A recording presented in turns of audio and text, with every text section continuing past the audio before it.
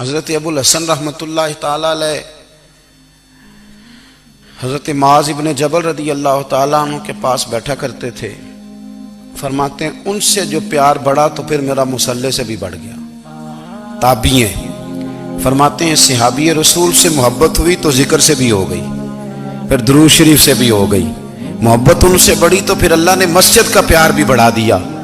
آپ فرماتے ہیں کہ میری ہر وقت بھی یہ چاہتی تھی کہ بس اللہ اللہ کروں، بس اللہ اللہ کروں، بس نہ میں ذرا تھوڑی جان چھڑاؤں لوگوں سے، کو 10 منٹ ملے تو میں کچھ 4 نفل پڑھ لوں، میں تھوڑا سا نہ بچوں لوگوں سے، اور مجھے تسبیح ملے تو میں نہ کچھ 400-500 دفعہ استغفار پڑھوں، سبحان اللہ، الحمدللہ، اللہ اکبر، لا حول ولا قوت الا باللہ، میں نہ تسبیحات پڑھوں۔ فرماتے ہیں کہ بچے تھے گھر میں 6-7، غربت تھی، کام ملتا کوئی نہیں تھا، اور میں کام چور نہیں تھا، کام ڈھونڈتا تھا، پر اللہ کی قدرت کے کام نہیں ملتا تھا۔ فرماتے ہیں کہ میں نے ایک دن اپنی اہلیہ سے کہا کہ آج میں پھر جاتا ہوں کام ڈھونڈنے، تو میری بیوی بڑی فرما بردار تھی، پر اس دن نہ غربت کے ہاتھوں تنگ آ کے کہنے لگی آج نانا کوئی تو چیز لے کے آیا، تو مجھ سے بچوں کی بھوک نہیں دیکھی جاتی، یہ سب روگاں دا روگ محمد جس دا نام غریبی، کنڈ بلا کے لنگ جاندے نہیں دوست یار قریبی، آج نہ کچھ لے کے آیا تو میں بچے لے کے میکے چلی جاؤں گی۔ شیخ فرماتے ہیں کہ میں بڑا پریشان گھر سے نکلا، پر میں نے صبح سے لے کے زور تک کام ڈھونڈا، کام ملا کوئی نہیں، تو میرے دل میں خیال آیا چلو کام نہیں ملتا تو اللہ اللہ تو کرے نا، چلو بندوں کی مزدوری نہیں ملتی تو رب کریم کی عبادت ہی کرتے ہیں۔ فرماتے ہیں کہ میں نے نا فرات کے پانی سے وضو کیا، نہر کے، شدید دھوپ تھی، ساتھ ریت تھی اور ریت تپ رہی تھی، میں نے اپنا رومال وہیں مصلی کے طور پر بچھا لیا، اور فرماتے ہیں کہ زور سے لے کر عصر تک نماز پڑھی، دھوپ بھی پورے زور پہ، پر میرے سجدے کا ذوق بھی پورے زور پہ۔ فرماتے ہیں سورج بھی چمک رہا ہے اور رب کی عبادت کا ذوق بھی پورے زور پہ، میں سجدہ کروں تو پھر میرا اٹھانے کو جی نہ چاہے۔ میرے استاد لکھا کرتے تھے، یہ ان کا شعر ہے، وہ کہا کرتے تھے مجھے سوز دے، مجھے ساز دے، اور مجھے نیم شب کا نیاز دے، دم سجدہ خود کو میں توڑ دوں، مجھے ایسا ذوق نماز دے، اور میں تیری بہار کا پھول ہوں، میں کھلا بھی ہوں تو تیرے لیے، مجھے میری شاخ سے توڑ لے، مجھے اپنی زلف کا ناز دے۔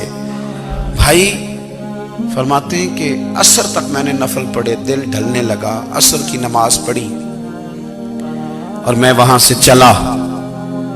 اب میں جب نکلنے لگا تو دل میں خیال آیا کہ چھوٹی چھوٹی دیواریں ہیں گھر کی، بغیر کچھ لیے جاؤں گا تو بیوی دور سے دیکھے گی تو شور کرے گی کہ پھر خالی ہاتھ آ گیا ہے۔ کہتے میں نے اپنے اسی رومال میں جس میں میں نے نماز پڑھی تھی نا، رومال میں کی آخی دے پنجابی جسافہ کہتے ہیں، اسی میں نا میں نے کچھ ریت بھر لی کہ وہ دور سے دیکھے گی تو سمجھے گی کچھ لے کے آیا ہے، چلو جا کے اسے بتا دوں گا کہ آج پھر مزدوری نہیں ملی۔ کہتے ہیں وہ ریت لے کر جب میں گھر میں گیا تو پہلے بیوی دروازے پہ کھڑی ہوتی تھی، پوچھتی تھی خالی ہاتھ آ گئے ہو؟ آج میں نے دیکھا تو ہے ہی کوئی نہیں۔ فرماتے ہیں میں اندر داخل ہوا، سلام لیے، کونے میں میں نے وہ رومال رکھ دیا اور میں نے آواز دی کہ بھلی مانس کہاں ہو؟ تو وہ کہنے لگی آپ منہ ہاتھ دھو لیں، میں روٹی لے کے آئی۔ میں نے کہا روٹی کہاں سے آ گئی؟ یہاں تو کئی دنوں کے فاقے، تو کئی دنوں کی غربت ہے، یہاں تو اس گھر میں تو فقیری ہے۔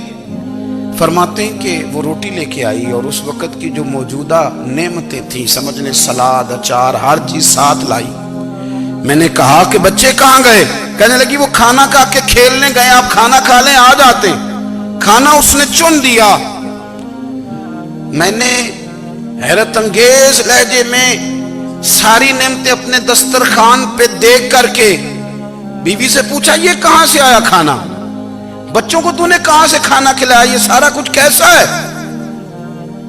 کہنے لگی پتہ نہیں آج آپ کس کریم کی مزدوری کرنے چلے گئے تھے، پتہ نہیں کس کریم کی، میرے گھر میں تو اتنی نعمتیں آئی ہیں کہ مجھ سے سنبھالی نہیں جا رہی، اتنا اناج ہے، اتنا گندم ہے، کس کریم کے دروازے آج چلے گئے تھے؟ یہ کہتے کہتے وہ اٹھی اور اٹھ کر کے کہنے لگی پہلے بڑا کچھ آیا تھا، اب کیا لے آئے ہو؟ اور جا کر کے نا اس نے وہ ریت والا رومال کھولا کہنے لگے میں تو لے کے آیا تھا ریت، تو میرے رب نے اسے بھی سونے اور ہیرے بنا دیا تھا۔ جب آپ کی توجہ اللہ کی جانب، میرے نبی پاک صلی اللہ تعالی علیہ وسلم نے فرمایا ہر چیز اپنے رب سے مانگ، ہر چیز مانگ، ہر چیز مانگ۔ یا رسول اللہ کیا کچھ؟ میرے محبوب نے فرمایا تیرے گھر میں نمک بھی ختم ہو جائے تو وہ بھی اپنے رب سے مانگا کر، تو مانگنا وہ تجھے دے گا، تو اس کی بارگاہ میں کشکول طلب دراز تو کرنا۔ اور ترمذی شریف میں عجیب لفظ ہے، رسول کائنات نے فرمایا، رب کریم فرماتا ہے جب میرا بندہ ہاتھ اٹھاتا ہے نا تو مجھے حیا آتی ہے کہ میں خالی کیسے لوٹا دوں اس کے۔ اتنے بڑے بادشاہ کی بارگاہ میں، او بھائی لوگوں سے عزتیں تلاش کرتے ہو تو وہ کیا تمہیں عزت دیں گے؟ وہ تو کل اچھا کہتے ہیں پرسوں برا کہنے لگ جاتے ہیں۔ لوگوں کے سامنے گڈ بک میں آنا چاہو گے تو وہ تو سویرے تمہارے بارے میں کچھ کہیں گے، شام کچھ اور کہیں گے۔